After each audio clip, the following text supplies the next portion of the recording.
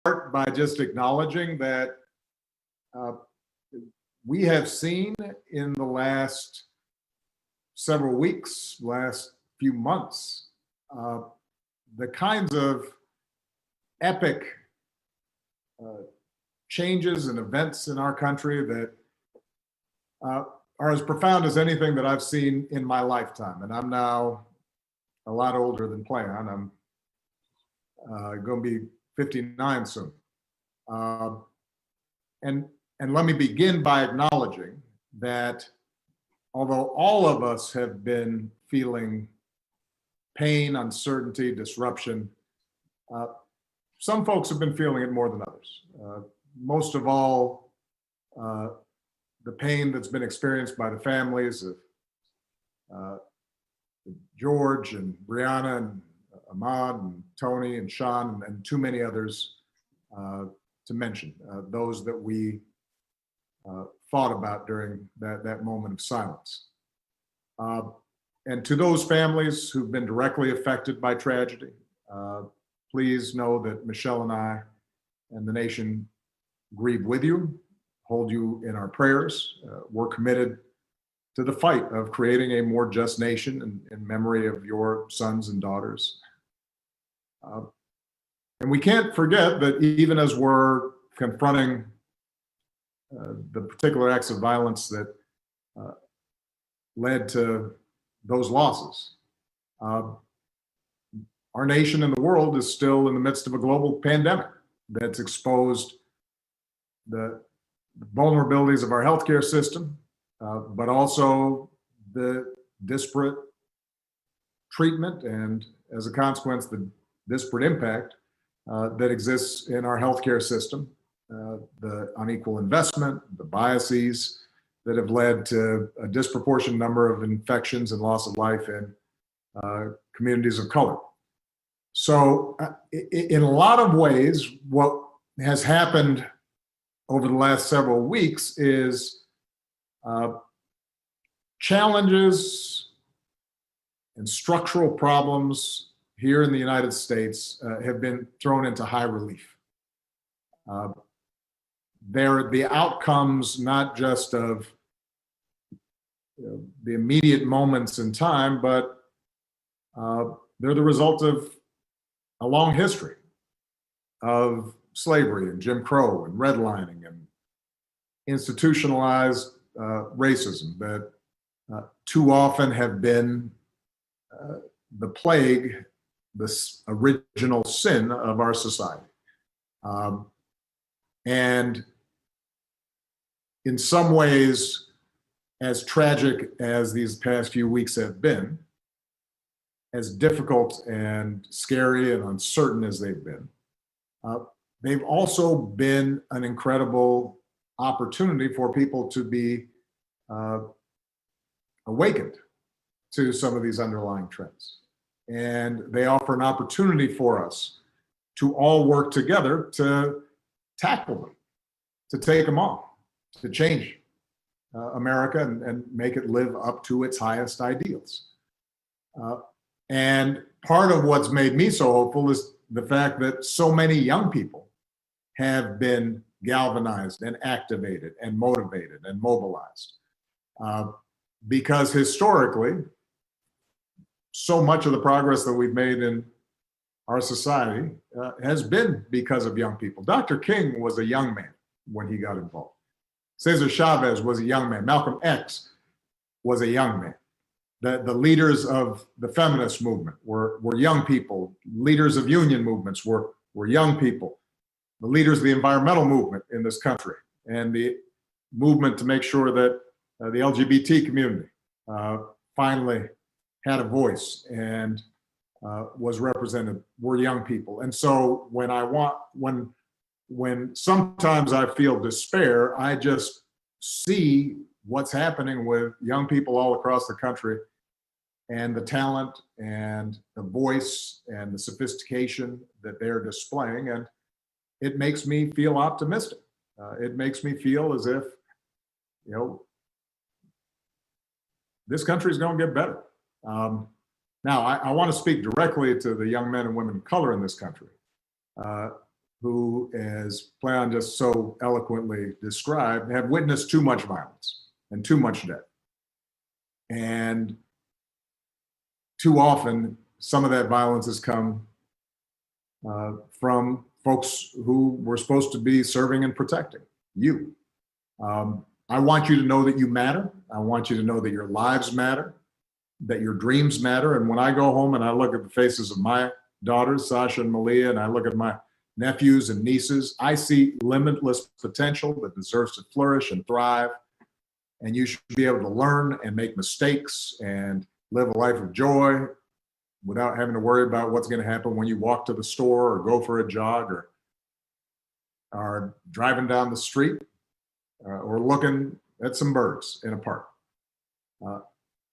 And so I hope that you also feel hopeful, even as you may feel angry, because you have the power to make things better, and you have helped to make the entire country feel as if this is something that's got to change. You've communicated a sense of urgency that is as powerful and as transformative as anything that I've seen in recent years. I want to acknowledge the folks in law enforcement that share the goals of reimagining policing, because there are folks out there who took the oath to serve your communities and your countries, have a tough job, and I know you're just as outraged about the tragedies in recent weeks as are many of the protesters. And so we're grateful for the vast majority of you who protect and serve. I've been heartened to see those in law enforcement who've recognized, let me march along with these protesters. Let me stand side by side and recognize that I want to be part of the solution. And who've shown restraint and volunteered and engaged and listened, because you're a vital part of the conversation. And change is going to require everybody's participation. Now, when I was in office, as was mentioned, I created a task force on 21st century policing in the wake of the tragic killing of Michael Brown. That task force, which included law enforcement and community leaders and activists, was charged to develop a very specific set of recommendations to strengthen public trust and foster better working relationships between law enforcement and communities that they're supposed to protect, even as they're continuing to promote effective crime reduction. And that report showcased a range of solutions and strategies that were proven and that were based on data and research to improve community policing and collect better data and reporting and identify and do something about implicit bias in how police were trained and reforms to use the force that police deploy in ways that increase safety rather than precipitate tragedy. And that report demonstrated something that's critical for us today. Most of the reforms that are needed to prevent the type of violence and injustices that we've seen take place at the local level. Now, reform has to take place in more than 19,000 American municipalities, more than 18,000 local enforcement jurisdictions. And so as activists and everyday citizens raise their voices, we need to be clear about where change is going to happen and how we can bring about that change. It is mayors and county executives that appoint most police chiefs and negotiate collective bargaining agreements with police unions. And that determines police practices in local communities. It's district attorneys and state's attorneys that decide typically whether or not to investigate and ultimately charge those involved in police misconduct. And those are all elected positions. And in some places, they're police community review boards with the power to monitor police conduct. Those oftentimes may be elected as well. The bottom line is, I've been hearing a little bit of chatter in the internet about voting versus protest, politics and participation versus civil disobedience and direct action. This is not a either or. This is a both and.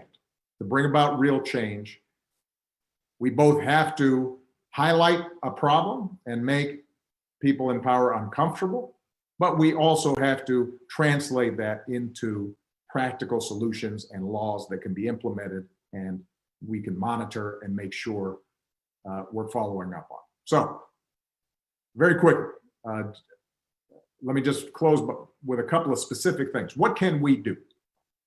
Number one, we know there are specific evidence-based reforms that, if we put in place today, would build trust, save lives, would not show an increase in crime. Those are included in the 21st Century Policing Task Force report. You can find it on obama.org.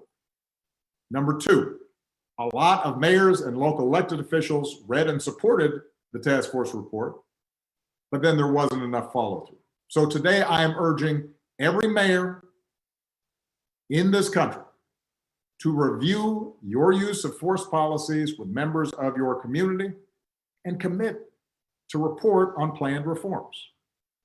What are the specific steps you can take? And I should add, by the way, that the original task force report was done several years ago. Since that time, we've actually collected data, in part because we implemented some of these reform ideas. So we now have more information and more data as to what works. And there are organizations like Campaign Zero and Color of Change and others that are out there highlighting what the data shows, what works, what doesn't in terms of reducing incidents of police misconduct and violence. Let's go ahead and start implementing those. So we need mayors, county executives, others who are in positions of power to say, this is a priority. This is a specific response. Number three, every city in this country should be a My Brother's Keeper community, because we have 250 cities, counties, tribal nations who are working to reduce the barriers and expand opportunity for boys and young men of color through programs and policy reforms and public-private partnerships. So go to our website, get working with that, because it can make a difference. And let me just close by saying this. I've heard some people say that you have a pandemic, then you have these protests. This reminds people of the 60s and the chaos and the discord and distrust throughout the country. I have to tell you, although I was very young when you had riots and protests and assassinations and discord back in the 60s, I know enough about that history to say there is something different here. You look at those protests, and that was a far more representative cross-section of America out on the streets, peacefully protesting, and who felt moved to do something because of the injustices that they had seen. That didn't exist back in the 1960s, that kind of broad coalition. The fact that recent surveys have showed that despite some protests having then been marred by the actions of some, a tiny minority that engaged in violence, that despite, as usual, that got a lot of attention, a lot of focus, despite all that, a majority of Americans still think those protests were justified. That wouldn't have existed 30, 40, 50 years ago. There is a change in mindset that's taking place, a greater recognition that we can do better. And that is not as a consequence of speeches by politicians. That's not the result of, spotlights in news articles. That's a direct result of the activities and organizing and mobilization and engagement of so many young people across the country who put themselves out on the line to make a difference. And so I just have to say thank you to them and for helping to bring about this moment, and just make sure that we now follow through. Because at some point, attention moves away. At some point, protests start to dwindle in size. And it's very important for us to take the momentum that has been created as a society, as a country, and say, let's use this to finally have an impact. All right. Thank you, everybody. Proud of you guys. And I know that we're going to be hearing from a bunch of people who have been on the front lines on this and know a lot more than I do about it. Proud of you. Thank you, Mr. President. For everyone that's watching, the President decided he wanted to stay and be a part of the conversation that's going to be led by Brittany Packnett Cunningham with the Attorney General and other leaders. Before we go into that section, I want to reiterate the pledge that the President mentioned for mayors. So if you are a mayor, you can go to obama.org and you can take this pledge. And I also want to announce that several mayors have said, sign me up first, and they have already taken the pledge. Mayor de Blasio of New York, Mayor Lightfoot of Chicago, Mayor Frey of Minneapolis, Mayor Bowser of DC, Mayor Breed of San Francisco, and Mayor Keisha Lance Bottoms of Atlanta, all my Brother's Keeper communities as well. So if you go to that page, you can take the pledge, and we will be posting all the cities and all the mayors that take the pledge. And then in 90 days, we are going to publicly report out who has taken the pledge and the work that's happening to create real lasting change in communities. So it is now my pleasure to introduce a friend, an activist, an educator, a writer, an NBC and MSNBC News contributor, a lifelong activist and member of the Ferguson Uprising, co-founder of Campaign Zero, a policy platform to end police violence, and co-host of Pod Save the People. Previously, she was an appointed member of the Ferguson Commission and President Obama's Task Force on 21st Century Policing. Today, Campaign Zero, of which Brittany is a co-founder, launched the campaign #8Can'tWait, an advocacy campaign to push mayors across America to adopt 8 use of force policies that together can reduce police violence by upwards of 70%.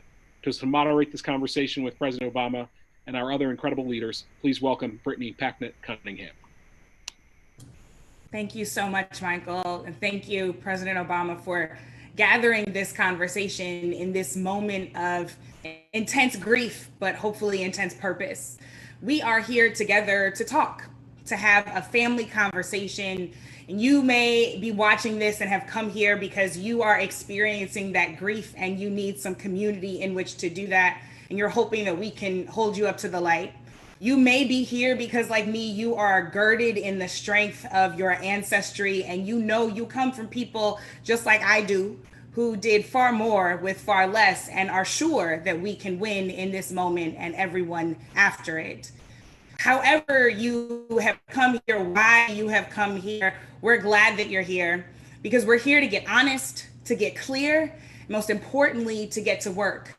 So that even the heartening moments of seeing people raise their voices, or even in the moments where a police officer might take a knee, that momentary action might turn into true systemic and lasting change. We have so many brilliant voices that have been gathered. And as we listen to these guests, we'll all be able to better understand how we got to this moment and how we seized our own power to get through it. Before we get started, like Michael, I want to make sure to lift up the names of the people who brought us here, because it wasn't just the former president, though we're deeply grateful. It was George Floyd, a father in Minneapolis. It was Breonna Taylor, a life-saving EMT on the front lines in Louisville. It was Sean Reed, a friend and a brother in Indianapolis. It was Tony McDade, a Black trans man who loved life in Tallahassee, Florida. And though it wasn't from an officer's bullet, we are having this conversation, of course, in the shadow of Ahmaud Arbery, a son from Georgia, and Nina Pop and Ayanna Dior, 2 Black trans women who were killed by systemic hatred that comes against intersectionally marginalized people in this country every single day. Frankly, there are too many names to list because, as the president has already said, we have been at this, unfortunately, for a long time. So that means that there is indeed work to do, and now we're going to get to do it. So, Attorney General Holder, I actually want to start with you. I was raised always to be an activist. So frankly, if you ask my mom, this is the only life I've ever known. But I came into the work specifically of fighting against the scourge of police violence as it relates especially to systemic racism in 2014, when Mike Brown was killed in Ferguson, Missouri, just a few minutes from my own home. And you came to Ferguson. And as you know, there were thousands, literally thousands of brave and mighty protesters, just like the ones we're seeing outside right now. Those protests and organizers were on the ground, leading for change and making the entire world pay attention. I want to know what you learned from those grassroots activists. What have you carried from those conversations in Ferguson with you through to the work that you did then and that you're doing now? Yeah, well, it's good to see you again. And thank you, President Obama, for convening us here today. I remember back in 2014, I remember meeting with the president. We were on vacation and talking about whether or not I should go to Ferguson. It was a risky thing. Didn't know exactly how people would react to my presence, but we made the determination that I would go. And I think the thing that struck me the most was there were a few things that really got me. I mean, there were young people who were there and who were unbelievably impressive, who were in a lot of ways directing the actions that you saw on the streets. You saw a community that was in anguish, and there was a commonality with regard to the things that they were concerned about. I was really struck by the fact that people consistently talked about the way in which people of color were unfairly treated by the criminal justice system. And there was a genuine desire by people to make things better. It wasn't all about just complaining. There was a genuine desire to work to make things better. And I left there actually heartened by what I saw, both in terms of the reaction that I got. People were extremely respectful, and I thought we had good dialogues while I was there. But I also left with the notion that if we invested some time, if we invested some federal resources, that we would be in a position using the great leaders that we met there, those young people who we met there, to make life in Ferguson better, and then use that as an example of what was possible in the rest of the country.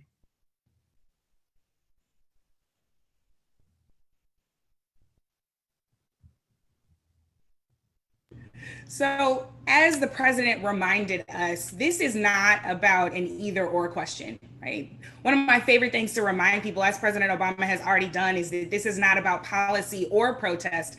This is about policy and protest. And that we know, as Dr. King and so many others throughout history taught us, is that protest is actually what creates the pressure so that the policy can get passed. Similarly, we are in a long-term game and a short-term game here.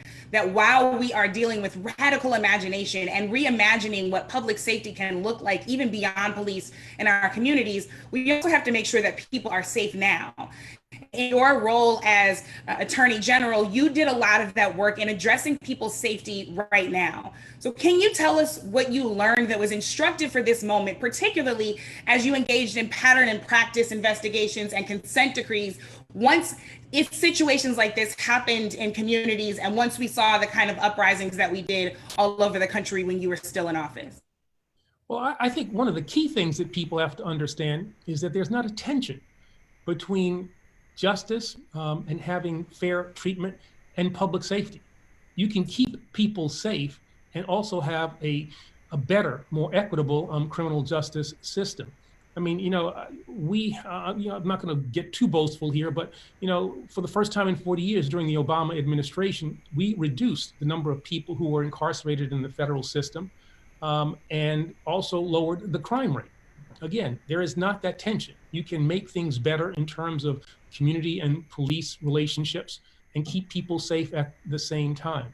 And so what we tried to do was come up with ways in which we could look at what we thought were the problems in the criminal justice system, and with regard to how policing was done, address those, involve the community in those efforts, engage law enforcement in those efforts, bring them together in forums so that they could get to know each other, understand how difficult it is to be a police officer, understand how communities of color have had to deal with unfair law enforcement practices over the years, bring people together. And it was through that, through those kinds of meetings that we were able to formulate the policies that ultimately led to the 21st century proposals. And then the other things that we did, bringing pattern and practice in investigations, using the power that we had under the civil rights statutes that we were able to enforce.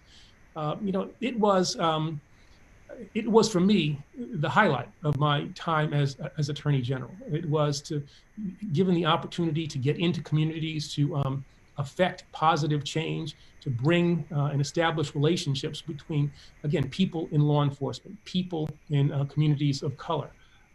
That was, I think, in some ways, what I'm most proud of. And it laid, I think, the foundation for future work. But I will always emphasize this, the young people, that's our audience here today. Young people were critically involved in all of the work that we did, starting at Ferguson and other parts of the country. I want to ask you one more question before I move on to our next speaker. At Campaign Zero, we believe we can live in a world where the police don't kill people. So many of us are really trying to engage in radical imagination to imagine what our communities look like I said, even beyond police, even looking at a moment where we don't even have traditional systems because our communities are so healthy from the ground up. When you think about your most radical dream for what is possible, your most radical imagination for where we can get to as a community and as a people, what is that dream? Ooh, that's an interesting one. I guess my dream is that we would get to a place where people are judged on their individual deeds, the individual characteristics, and that we don't stereotype people. And that is not only with regard to how we do things in the criminal justice system. I think we make a mistake if we think that the criminal justice system exists separate and apart from the greater society. The issues that we face in the criminal justice system, inappropriate uses of force, implicit bias, whole range of things, those grow out of the same kinds of problems that we see in the larger society. And so we've got to deal with problems, they're more systemically, more society-wide, if we want to actually deal and be effective in bringing about needed change with regard to the criminal justice system. So, I would hope that we get to a place where, discrimination is no longer a factor in the lives of people of color. That fair treatment would be something that would be expected. That stereotypes, born in slavery, and the notion that in order to enslave a people, you had to think that they were in some ways different, some ways inferior. And those attitudes may not be as explicit as they once were, but still are a part, I think, of the American psyche implicitly. And radical change, I'd like to erase those feelings and base policy on real world experiences, on the reality of the people of this nation, as opposed to the perceptions of them, the stereotypes of them. What I hear you is saying is that being able to live, being able to breathe, not having anyone's foot on your neck is not actually a radical idea at all, that it is what everybody is owed. Thank you so much, Attorney General Holder, for joining us. I want to move now to Philippe Cunningham, who is a councilman from the city of Minneapolis, where so much of this is centered. Minneapolis is really ground zero in so many ways, as it was home to George Floyd and his family. Philippe, I have so many questions for you, but first I want to know how you're doing and what is happening on the ground in Minneapolis. I see here on the Zoom call my friend Deion Jones, who was peacefully protesting in Los Angeles when he was hit with the rubber bullet.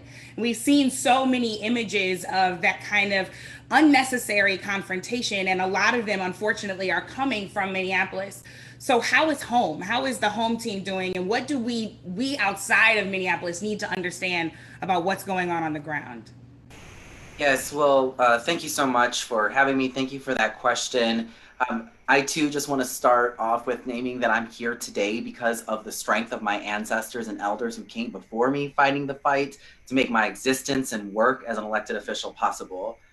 So on the ground in Minneapolis, folks are mobilizing on a scale we've never seen before, and a diverse coalition, a very diverse coalition of folks is emerging demanding justice, not only for George Floyd, but justice in how the city of Minneapolis protects its residents. What we are seeing right now from folks on the ground in Minneapolis and across the country is generations of trauma and rage at the violence bestowed on the Black community and the disinvestment of the Black community by the state at every single level of government. And I'll just add that I myself, as a Black, queer, transgender man, I too live firsthand both the trauma and the trauma that I have to carry around experiencing and witnessing state-sanctioned violence, as well as the generational trauma of my ancestors who who survived slavery. So seeing all of this, layering it on, what's interesting about the fact that all of this has really been ground zero in Minneapolis is that we are an incredibly progressive city. At the same time, we are also the city that has the most significant racial disparities between white and Black folks in the entire country across every indicator of quality of life. So this has just been boiling under the surface. I've been in office now for 2.5 years. And within my first 2 years, I had to deal with 3 officer-involved shooting deaths in my ward alone, including one that was a suicide by cop. The trauma from those incidents doesn't just dissipate because the legal system deems their deaths justified. The evidence is clear overall. President Obama spoke to the data that we're starting to see. Over-policing, criminalization, and mass incarceration have not kept our communities safer. In fact, people getting caught in the criminal justice system further disenfranchises Black and brown folks, pushing us further to the margins of society due to criminal histories, thus triggering a cycle of involvement with crime in the criminal justice system that is often passed intergenerationally. So what we're seeing on the ground in Minneapolis is folks saying enough is enough.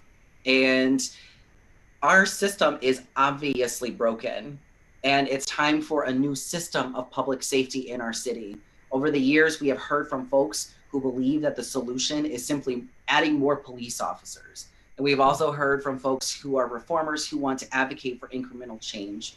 But even those voices right now are waning because our whole city has seen for the past 3 nights that we have the ability to keep ourselves safe and our community safe. So you ask how I'm doing, I'll say I'm a little bit tired because I've been up all night with my community, organizing my community very closely with folks on the ground to post up patrol because Minneapolis Police Department nor the National Guard were showing up to protect our homes and our small businesses.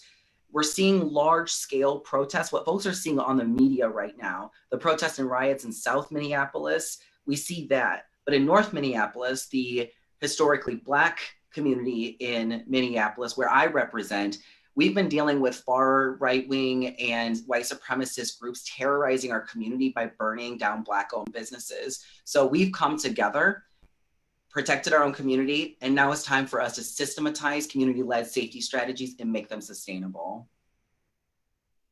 For so much that you said, and couldn't agree with you more on all of it. I want to hold space for the intersections of your identities and the way that systems particularly impact you and other folks in your community, because that's such a critical part of the conversation and we cannot allow it to be erased. Secondly, I want to acknowledge and agree with everything that you said about the fact that we save us and we can continue to save us, that we can actually, as I've been saying, imagine this beyond our traditional systems and figure out how we protect one another and how we build up strong communities from the ground up, because we are more than capable no matter what anyone else says. So that's actually what I really want to ask you about, because as an elected official, you are playing a role in a traditional system, but you're also having radical imagination about what's possible. We know that budgets are moral documents, and we know that as we see some cities investing more in policing, they are divesting from housing and jobs and the things that keep people well and keep their needs met. So how are you thinking about the demands that are coming directly from grassroots activists and enacting the most imaginative and bold, even though, as we said earlier, they should just be the things that people receive? How are you thinking about enacting those things, and where does Minneapolis have to go to ensure that everybody there is not just living in a liberal city, but that they're living in an equitable city? That's right. Thank you for framing it that way. So when I talk about the work that needs to be done, what we have seen is that a lot of reform efforts that have been implemented, we had tremendous leadership from our former mayor, Minneapolis Mayor Betsy Hodges, who came into office unabashedly demanding major overhauls in the Minneapolis Police Department. She appointed the first woman police chief, who is also Native, and the first out LGBT police chief. Every officer was trained in procedural justice and anti-bias training. A community engagement team was created. Then she appointed our city's first Black police chief, Chief Arredondo, whose vision for what's possible for policing is inspiring and what we would all like to see for policing. But even with all of that work, many officers have been in all but open revolt against these efforts, with their grievances being aired by the Police Federation.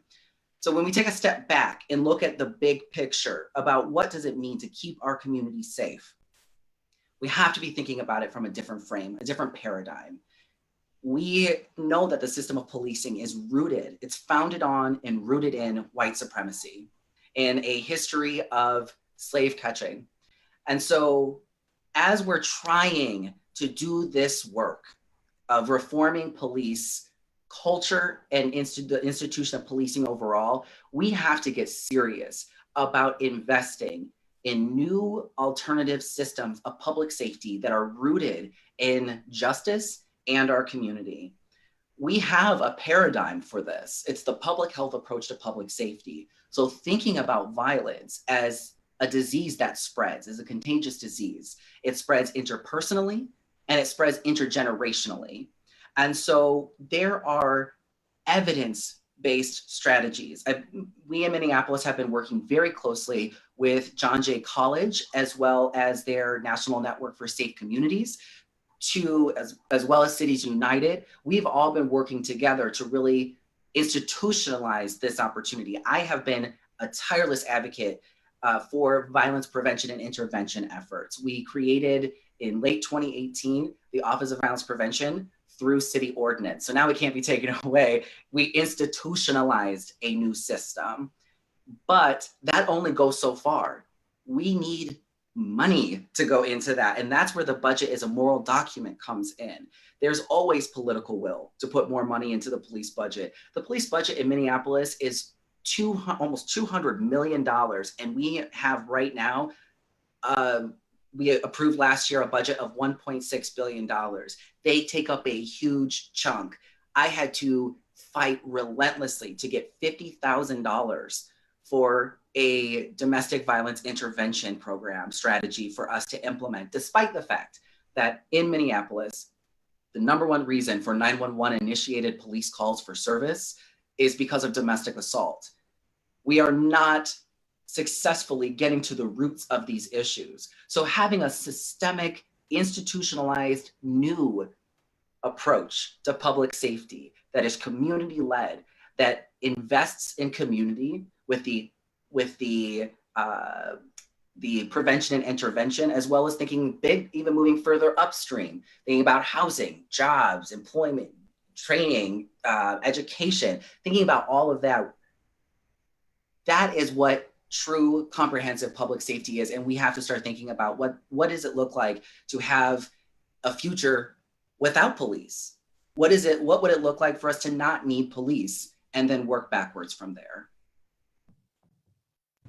I used to be a teacher, so backwards planning from everything that is possible is my jam. That's my favorite thing to do. And I'm so glad that you really helped root us in the concept of, again, radical imagination and then action toward that. So obviously there are things that have to happen in the short term. There are policies that have to change. There are investments that have to be made as you move toward those long-term goals.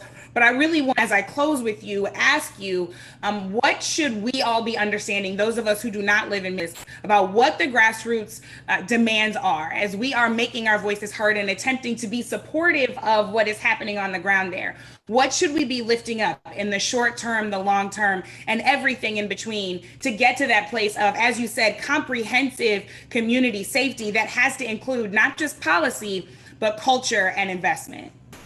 That's right. Well, first I'll just say I too was a teacher. I was a special education teacher on the south side of Chicago. So the backwards planning is a good thing, right? So what we really need in terms of support in Minneapolis is we just need for folks to keep an eye on us and to be able to hold us accountable, because there is some real momentum here.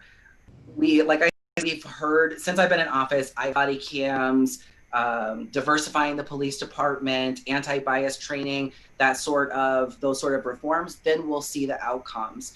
But we really need to dig even deeper into it. And what we're seeing is a groundswell of demands to defund the police. That's what we're seeing right now. These folks are the ones who are transformation oriented. And so in Minneapolis, the public and political will right now are very concentrated at this point in transformational change. And things have also changed in that who is in elected office here. I'm actually not the only Black trans person on Minneapolis City Council. A lot of folks don't realize that. My sister, Council Vice President Andrea Jenkins, is also on the Minneapolis City Council, and she's a powerhouse. Activists and organizers have allies with the same vision for equity and justice who are in office now. So that really opens the possibility when we all work together.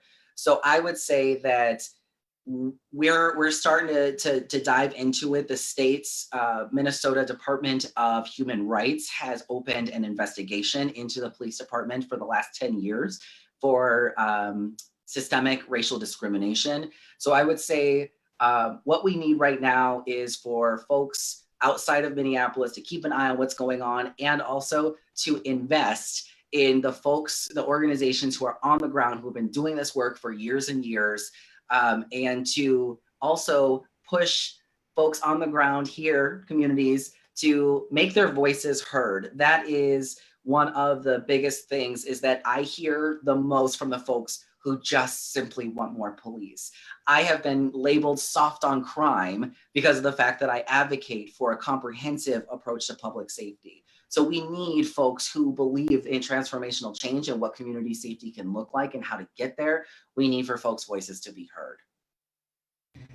We've already begun to see the seeds of so much of that transformation right there in your hometown due to leadership of yours and so many others. We saw the first Black woman student body president at the University of Minnesota get them to stop contracting with the police force there. We saw that the public schools there followed suit. And from former teacher to former teacher, I'm always, yes, it's about time that we actually make schools safe for all young people. And that doesn't need to include police. So thank you so much, not just for this conversation, but for your continued courage and action in the role that you're playing. I'm going to come lastly to my good friend and partner in this work, Rashad Robinson, who is the president of Color of Change. Rashad, we've been on the phone a lot in the last few weeks, and you are always thinking so critically about how we ensure that the local conversations that councilmen community, and that's exactly the work that Color of Change does. It gives all of us an opportunity to be on the team. So how are you thinking about making sure that people understand what their role is on the team? What are the spectrum of demands that you are seeing coming from your members at Color of Change and that you all are exploring and pushing as you do this work? Well, thank you. First of all, thank you, Brittany, for that question. Thank you, President Obama and Attorney General Holder. And it's actually great to be on this conversation and to be back doing work with my brother's keeper. What I will say is a couple of things. You know, over the last 8 months, just alone, over 5 million people have taken action with Color of Change, raising their voices online, signing petitions, making phone calls, showing up to rallies. And that's important, right? Because what we want to be able to do is translate the presence of this moment into the ability to actually change the rules. And sometimes those are the written rules of policy, and other times those are the unwritten rules of culture. And I want to talk about both, about why both of those things are critically important in this moment, and why we have to channel strategic action to actually get things done. No individual alone is going to work to change systemic racism in all the ways that it impacts our society. Racism is like water pouring over a floor with holes in it. It will find the cracks. And so we constantly need to figure out how are we shoring up the systems that will have cracks in them and building new systems future. And so on the written rule side, we are very much focused on how do you give people in that moment something clear to do, pushing for justice when justice needs to be served, but recognizing that we've got to move people up a ladder of engagement, because none of the families simply want justice for their own family. They recognize that the long-term rules need to change. And when it comes to policing, there is so much that happens at local level that we have to pay attention to. The other speakers talked about it. And so we need to be focusing that energy on local policy. Difference between we change the laws, but we also have to laws. And then we think about the work at the federal level. And we've got to change all of the ways in which money from the federal level incentivizes and disincentivizes certain types of action. And part of what we try to do at Color of Change is point people at those strategic things to do, building sort of the energy and helping to describe for people how to do it. You know, a couple of years ago, in the height of the work to challenge police violence, we came up against district attorneys and state's attorneys that we simply did not have the ability to move. We would show up, it didn't matter if we had 10 petitions or 10,000 petitions or 100,000 petitions. They were not nervous about disappointing our community. And so we recognized we had to help the community better understand the role of district attorneys. We had to build more energy because district attorneys could operate without public pressure. These are executive level positions that can have a large amount, the sort of most powerful actors in the criminal justice space. So we built the only searchable national database of prosecutors in the country called winningjustice.org. We worked with folks in Hollywood like Common to develop an animated video that describes the role of district attorneys for everyday people so people can understand how district attorneys operate. We worked across the movement to get folks from big organizations to local grassroots organizations aligned around 6 clear demands that we could take to get people talking about treating kids as kids, reducing and ending the use of money bail, increasing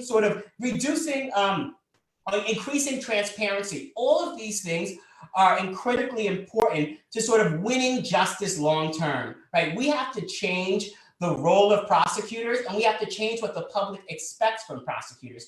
We have to change the way that the public thinks about criminal justice. And that kind of leads me to the cultural conversation. Because for the last 20 years, basically, kind of with a couple of blips here and there, violent crime has steadily went down in our country. But according to Pew and everyone else, Americans think that violent crime is going up. And so we have a deep gap between perception and reality.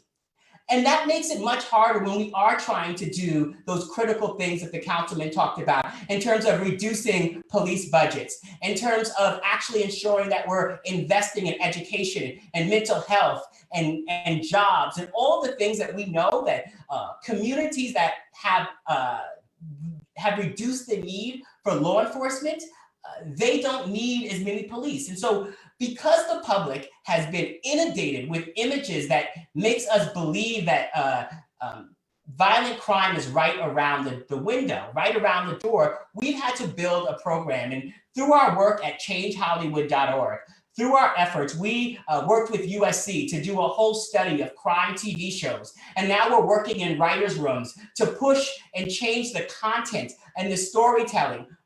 So one of the things that we looked at was all of these crime TV shows that are covered in cities like Chicago and New York, very diverse on air. And then you look at the writers' rooms, and all the writers' rooms are all white. Folks with no sort of connection to the community, no skin in the game on sort of the impact of the images that they're portraying, constantly putting sort of black faces on the criminal justice system, a sort of magical world where black and brown people exist, but racism doesn't. And we have to really work to sort of change that. And part of that activism is the work that we have to do, because if we're going to get to the place where the narrative changes enough for us to achieve the type of policy changes that are needed, we have to change the story. And I want to say that far too often we tell a story about Black communities being vulnerable. And we'll say things like Black communities are vulnerable when Black communities have been under attack. Black communities have been targeted. Black communities have had a history of being fleeced, of being underinvested. And all of those things are not about being vulnerable. Those are things about being on the chopping block. And so when we work to change that story, we can accomplish so much more. I have one very brief question for you because I know we have to wrap up now. People keep asking me this question, so I want to ask you, and maybe you can give me some tips. Is this moment a game changer? We've been in this work for a while now. Many people have been in it for even longer than us, but is this moment a seismic shift in what's possible where we see ourselves right now? You know, I think it's a great question because I think that we want fast food. We want things that are quick and we want things that are easy. And progress and justice is not easy, right? The thing about inflection points is that they present the possibility for huge leaps forward, or they actually present the real threat for us to go backwards. And I think what we all have to recognize is that a lot of things actually have changed over the last several years. White people in a Starbucks take out their cell phone and are filming a police interaction that they don't actually, that they recognize is wrong because a movement has built the sort of mental model to train them.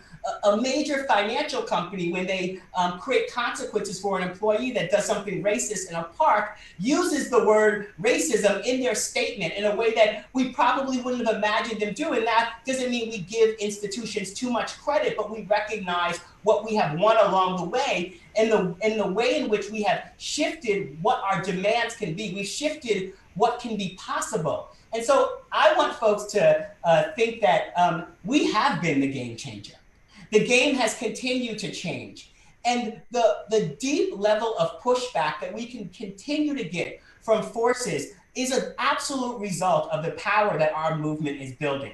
Make no mistake, it doesn't mean that progress is a straight line. But I want folks who are coming into this movement to not come into this movement thinking that they've got to fix a movement, but that they've got to put on their armor and join us. They've got to follow the institutions that have been driving and making so much change. And then they've got to add their creativity and their interest to what we are doing. But we have been winning. And so much of the reaction to what we are seeing is a result of the progress that I believe we are making.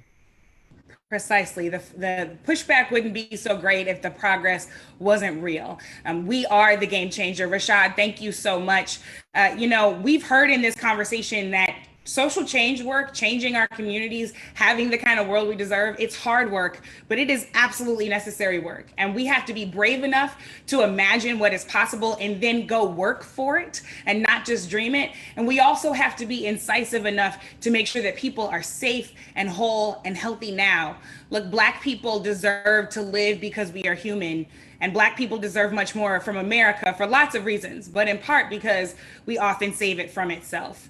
We know for sure that we don't just deserve to survive, we deserve to thrive. That means we need justice. And as Dr. Cornel West says, justice is what love looks like in public. So let's go make sure that love is living out loud in public. Mr. President, I see your face. I've seen that face many times before in our meetings. I know you are itching to ask a question. So I will close and hand it off to you. Well, listen, I've just been enjoying hearing all the wisdom that's been spread by so many others. I want to first of all give Eric Holder his props as Attorney General.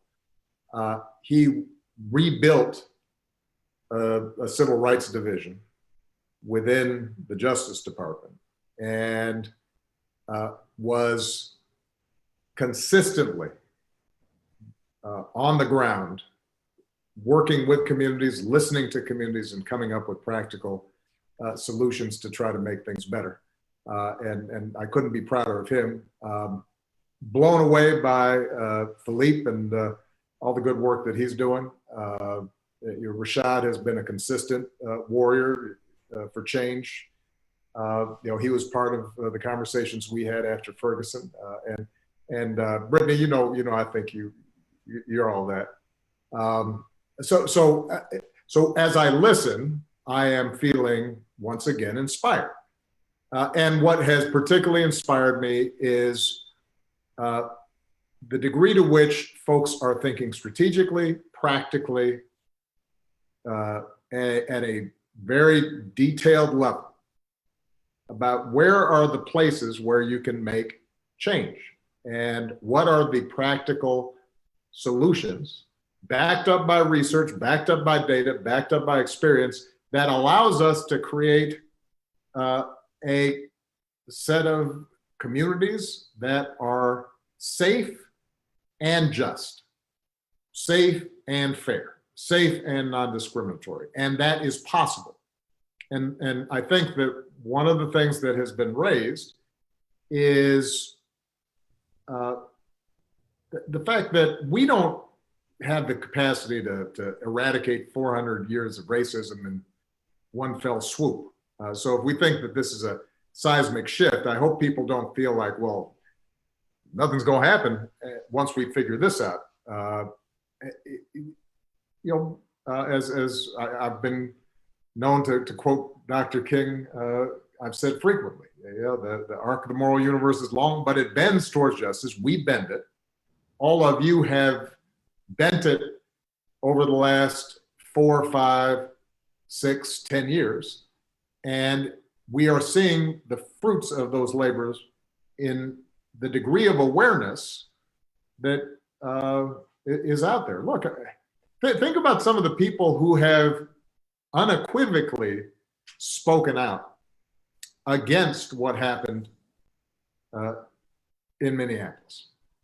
I mean, you have, I just saw Jim Harbaugh, sorry, I know we got, the Ohio State contingent here, but you got Jim Harbaugh, the coach of Michigan football, marching today.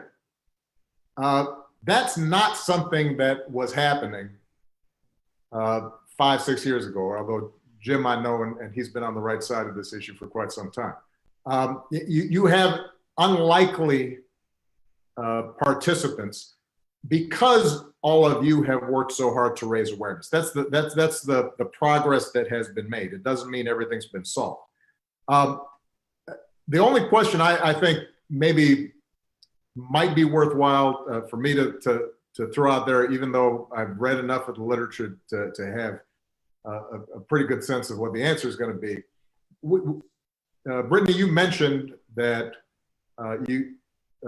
Campaign Zero has put forward 8 Can't Wait.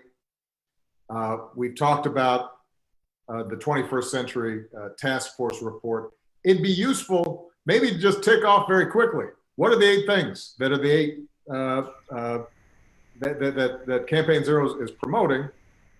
Because for a lot of people who are watching, they may be surprised that some of these things are practical and could be implemented quickly. I know just one off the top of my head that I know we can all focus on because it's been so painfully real these last few weeks. Chokeholds and strangleholds, just saying that's not what we do. You don't need that in order to effectively restrain someone. So give me what are the 8 in executive summary form so people can hear what these specific things are. Got you. So I didn't know the first question would come to me, but the 8 things are banning chokeholds and strangleholds, requiring de-escalation first, requiring a warning before pulling out a weapon, exhausting all alternatives for those actions, a duty of other officers to intervene. So officers can't just stand there and watch injustice happen. Banning shooting at moving vehicles. We know that keeps police and everyday citizens safe. Establishing a use of force continuum and requiring all force to be reported. And I want to be really clear. Together, those 8 things can reduce police violence by upwards of 70%. That does not stand in competition with what Philippe just walked us through. Because we know that these things can happen immediately without any executive order or act of Congress. All we need is a mayor to have the political will and courage to stand up and say, those 8 can't wait, and I will go and change the use of force standard tonight, let alone tomorrow. So do that now, and then continue to work with your community, because we will continue to keep up the pressure, I can promise you that, to make sure that we are getting to those comprehensive public safety solutions that are community-based and community-oriented and far beyond anything that we're experiencing right now that Philippe just walked us through. These don't stand in competition with imagination. These are a necessary step immediately to keep people safe as we do the hard work of making sure we get to what's. That's great. And let me just point out, in my opening remarks, I mentioned sometimes this tension is posed between political participation and protest. Philippe's an example of why you have to participate politically, because if you are on the streets protesting and making demands, having somebody on the city council who can follow up and respond and advocate and deal with pushback and is in the room when budgets are made and is advising mayors on how they're going to negotiate the next collective bargaining contract with the police union. You need those folks in order to ultimately deliver the goods. I'm constantly mindful of the fact that this is not an either or thing, and there's so many ways, all of which are necessary to make a difference. When Rashad talked about the cultural element of this, Dr. King, this may be apocryphal, but I think somebody mentioned to him, just having an anti-discrimination bill, an anti-lynching bill, that's not going to change hearts and minds. He says, no, it won't, but it'll maybe stop me from getting lynched. And that's important too. Now, so laws are important. On the other hand, the narrative and the story is in telling people, here, see me, I'm human, here's my pain. This is somebody's son, this is somebody's uncle. Here's the story that you need to understand about our background and our community. How do we break down stereotypes, as Eric Holder eloquently talked about? That's the work of a lot of people. So some are going to be on the streets protesting. Some are going to be running for office. Some are going to be writing. During this week, I picked up and reread The Fire Next Time. It is frightening to notice how James Baldwin can lay out a reality 50 years ago that sounds like it was written yesterday. And that's activism, that's work, that's participation. So I worry sometimes that, as we debate strategies, people start thinking there's one way of doing things. We all have a role to play, we all have a part. The more specific we are, practical, in the short term, as well as visionary in the long term, the better off we're going to be. But with that, I'm going to be quiet because you don't need to hear from more old head stuff. But I just want to say how much I appreciate all of you. And Michael, I'm assuming that the conversation is going to continue. Yes, sir. Let me go ahead and jump in and thank Brittany for the masterful moderation and for all the wisdom and hard work that was on display. I'm now going to turn it over to our Deputy Director for Network and Partnerships at My Brothers Keeper Alliance, Nicole Fields, who's going to take a couple questions from our MBK communities. So not everyone watching has an opportunity to ask questions, but our MBK communities do. So that's another reason you should become an MBK community. So Nicole is going to pose a couple questions, but we will get you out of here by 6:30, everyone. We realize that we've been on for a while, but we will be sending resources afterwards. We've also created a Google group so we can continue this conversation there as well. So Nicole, let me bring you on to field those questions. Thank you, Michael. Thank you, Brittany. Thank you, President Obama. Really powerful conversation, tons of great questions. As Michael mentioned, we can continue this conversation. So if we don't get to your question, do not worry. We can continue this conversation in our Google group. I'm going to take the first question from our young people. Play on Patrick asks, this question is directed at Councilman Cunningham. How have the media's portrayal of frequent violent riots in Minneapolis affected your efforts to promote the work of protesters, activists, and elected officials pushing towards a self-sustaining public safety system? Yes, thank you for that question, Playon. So, So, the media's portrayal of hyper-focusing on the violent protests or the violence and the rioting happening during the protest really pulls away from what is actually happening. the real story of the trauma and the pain and the reason why folks are out on the ground doing the work, why we are traumatized as a community, why we are doing this work together. So the media is looking for a sensational story, and talking about the public health approach to public safety is not that sexy. So it's easier to be able to pick the what's happening right now, make that newsworthy. And so what it does is it's distracting. It's distracting from the voice of the folks who are on the community, who have demands, who have a clear vision. It's distracting, from, it's pulling away from their voice and centering them, the folks who have been on the ground nonstop for years, some folks in their cases for decades. And so I want to make sure that I've been all over the media. I've been fortunate that folks have been reaching out all over the world, and I keep hammering home. Everybody wants to talk about the riots and, you know, the violence and you know, everything that's happening, but I always redirect it back to it is possible for us to build alternative systems to public safety outside of policing. It requires political will, it requires investment, and we are already doing it and it works. And so trying to constantly bring it back to that is really what I think it's important, that we have messengers who have the platforms, the bully pulpits, as we say in politics, have those platforms to be able to speak that. We have to keep pushing it and not let media distract us from really the point, which is justice. Thank you, Councilmember. Great, well said. The next question actually was asked, a few folks asked this same exact question, and I think any one of our panelists can take this.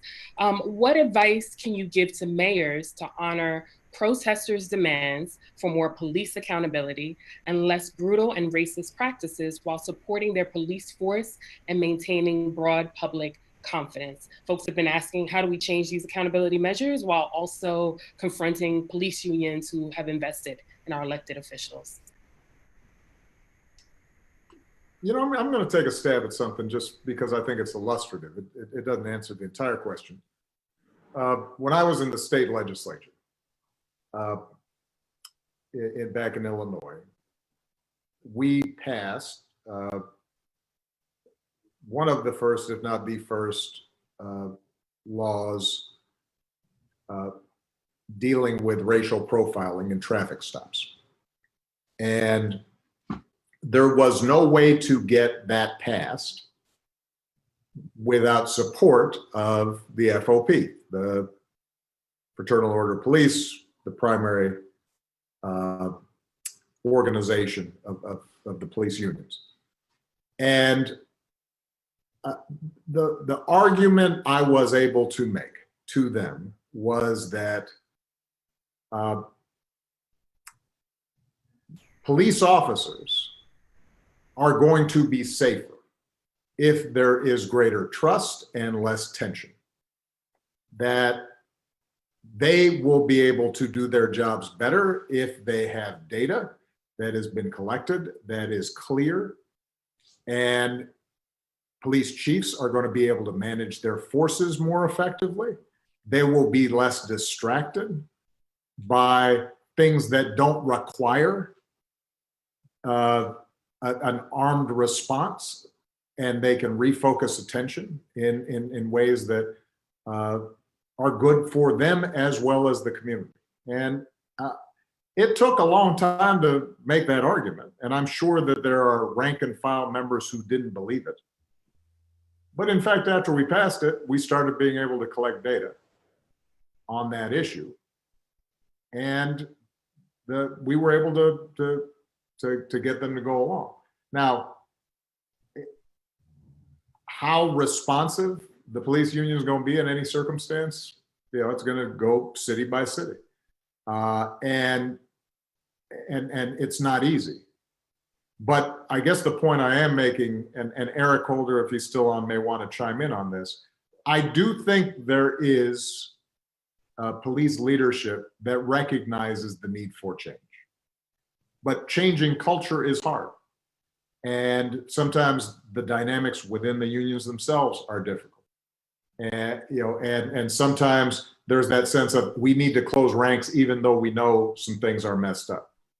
And so finding ways to listen and recognize that they have a tough job, but also then insist that this is what we need to do. We're going to do it. We'll work with you to figure out how to do it. So when Brittany talked about the 8 can't wait, you should have a dialogue to find out what specific things are a problem with not having to choke somebody, particularly when they're already in handcuffs.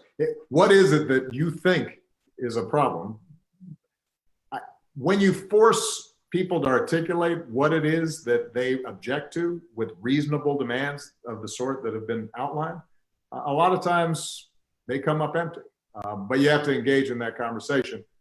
And I think that it's possible to get that done. At the end of the day, though, if you don't have the political pressure to do it, they will resist. Just because the status quo always resists without some pressure. And that's why it's so important, both for the protests and for the follow-up that people like Councilman Cunningham can apply. Great. Thank you, President Obama. Next question, I'm going to take 2 more. This question is coming from Dr. Jim Bostic in Yonkers, New York.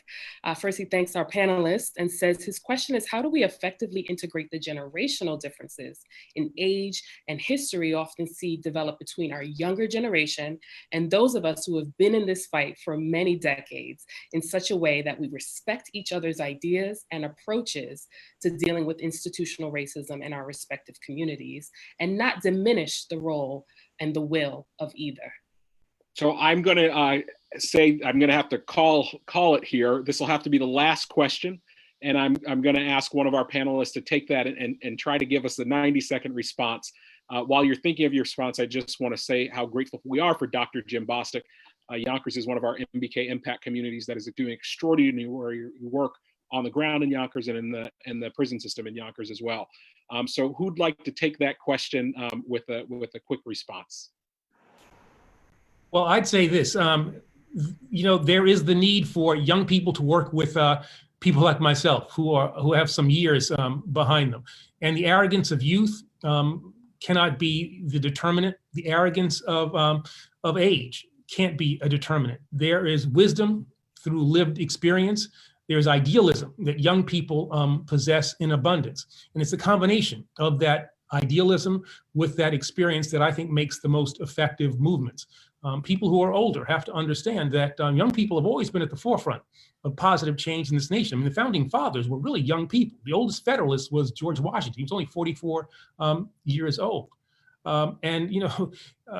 Richard Pryor used to say that you don't see many old fools. And so I think young people need to understand that as well. You don't get to be 60, 70, 80 years old without having navigated a whole series of things that's worthwhile. And you have things as a young person you might want to test, theories you want to try.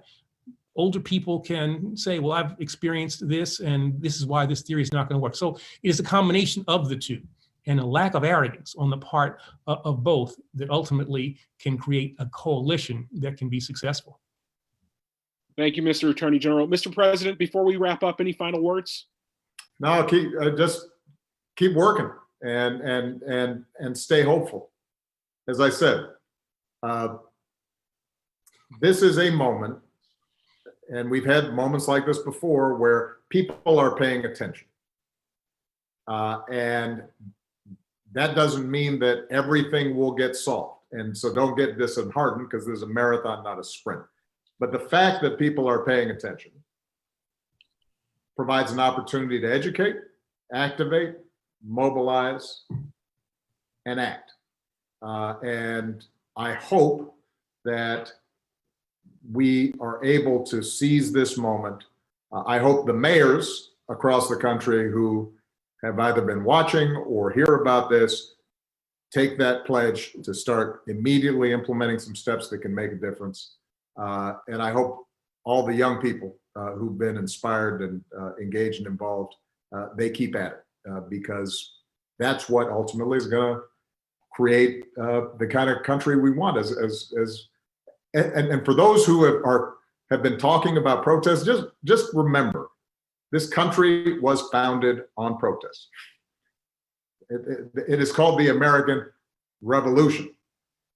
And every step of progress in this country, every expansion of freedom, every expression of our deepest ideals has been won through efforts that made the status quo uncomfortable.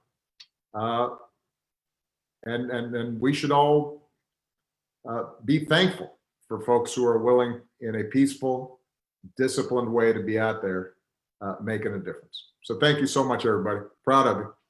Thank you, Mr. President. I encourage all of you to go to obama.org. Go to obama.org if you're a mayor, take the pledge. If you're looking to become an MBK community, if you're looking for places to donate or resources, or just to join the Alliance, go to OBOR with you. Our partners at the Leadership Conference Mayors are excited to provide technical assistance for you as you think about reading those use of force policies, as well as our broader partner network. So this is just the beginning of a conversation. We'll continue this in many different ways, and also be on the lookout for our next town hall that will be coming up, as well as some other actions.